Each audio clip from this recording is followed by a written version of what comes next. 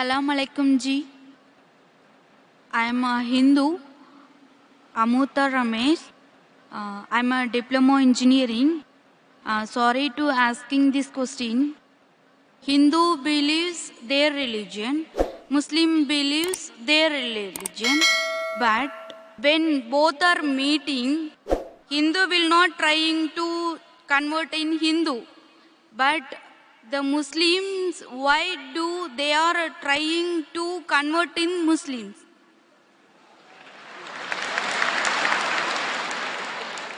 Sister, if I understood your question correctly, when Hindus meet Muslims, they don't try and convert the Muslims to Hinduism, correct?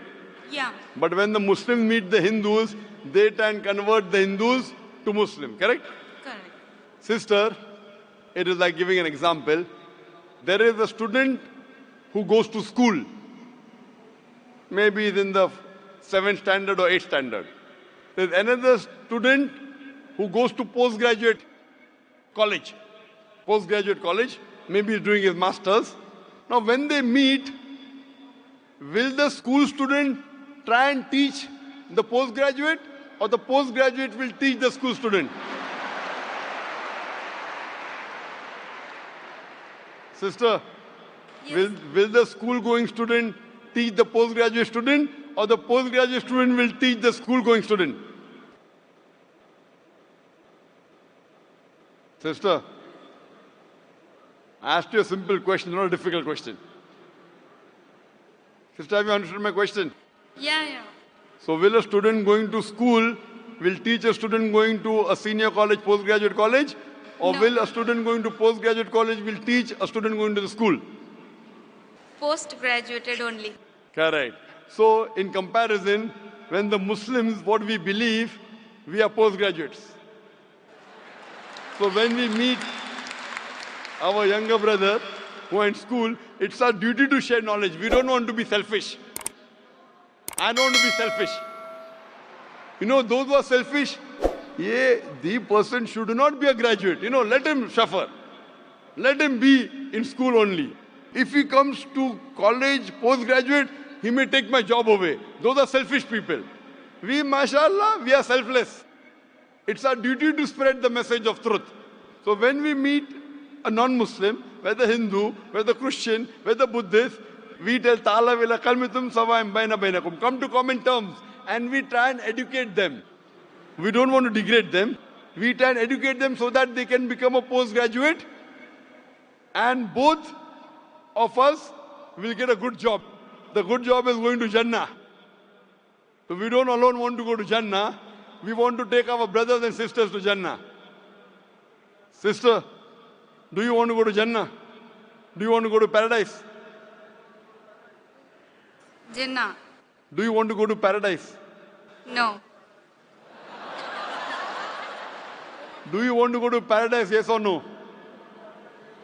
I want to go to heaven only. Heaven, yes. Another name for heaven is paradise. There are some rules and regulations to go to heaven. As I mentioned in my earlier answer, according to the Hindu scriptures, according to the Quran, according to the Bible, if you want to go to heaven, you have to believe there is one God. You have to believe He has got no images, He has got no photograph, He has got no idols.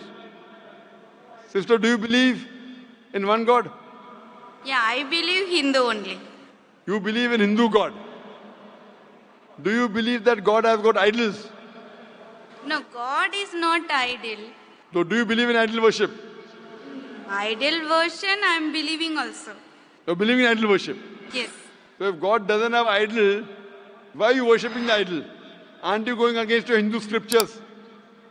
Your Hindu scripture says in Svetasvatara Upanishad, chapter 4, verse number 19, and Yajurveda, chapter 32, verse number 3, Na tasya pratima asti. Of that God, there is no image, there is no photograph, there is no painting, there is no statue, there is no sculpture, there is no idol. So do you want to follow your Hindu scriptures, or you don't want to follow your Hindu scriptures?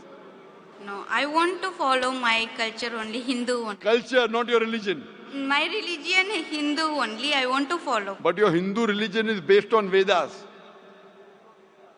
Have you read the Vedas, sister? No. Isn't your duty you have to read the Vedas? When will you read it? Tomorrow? or tonight? I don't know. I will try. I request you, sister, read the Vedas tonight. No, but No, but why you can't read it at night? You can read at night, sister, no problem. Veda and Quran you can read day, you can read night, no problem. My request to you, sister, go home, go on the internet, type the references I gave. Yajurved chapter 32 verse number 3, Sweta Setara Upanishad chapter 4 verse number 19. You know in Kishanganj I gave a talk in Kishanganj just 2 weeks back. And it was a 3-day program. First day it was a talk, second day open question and session only, third day was talk and question. On second day, and the deadline in India is 10 o'clock on Supreme Court.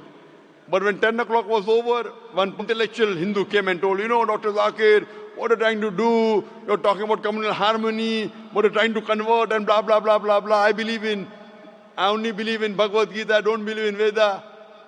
I wanted to answer him, but the time was up. So I told him, when you come tomorrow, inshallah, I will give you the first chance. The next day, when I gave him the first chance to ask the question, he said, full night, I did research. I phoned the scholars of Hinduism, the Pandits, and I was shocked that they said that whatever you told 100% was correct. In Hinduism, there is one God. Hindu scriptures speak about Prophet Muhammad, peace be upon him. He said, I could not sleep the full night. So he made my job easier. So I'm requesting you, sister, that tonight you go home. If you don't have any Pandit to ask, you can Google, you know. Sheikh Google, we say Sheikh Google. Or Pandit Google. Go there, type all the references, try and find out, and tomorrow you can come and ask the question again, sister. Inshallah. thank you.